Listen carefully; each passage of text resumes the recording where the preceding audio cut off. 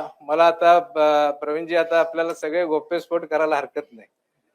2023च्या डिसेंबरच्या हिवाळी अधिवेशनामध्ये प्रवीण दरेकर आणि आमदार प्रकाश लाड आणि सत्यजित प्रसाद आणि सत्यजित देशमुखांनी मला सांगितलं की तुम्ही आता काँग्रेसमध्ये थांबू नका, भाजपमध्ये या.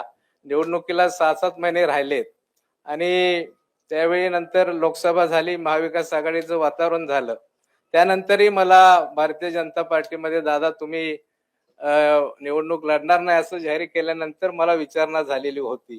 त्याचे सूचक देखील दादा तुम्ही होता, हेही गोप्यस्फोट मला करावं लागेल.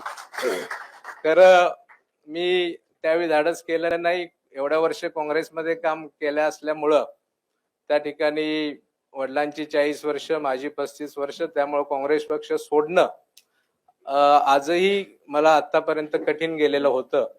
त्यामुळं मी कदाचित आणि परिस्थितीमुळे नाही म्हटलो. तर त्याच वेळी भारतीय जनता पार्टीची उमेदवारी स्वीकारली असती, पक्षात प्रवेश केला असता, तर आज तुमच्या समोर मला आमदार म्हणून बोलण्याचा योग त्या ठिकाणी आला असता असं मी म्हणेन. या ठिकाणी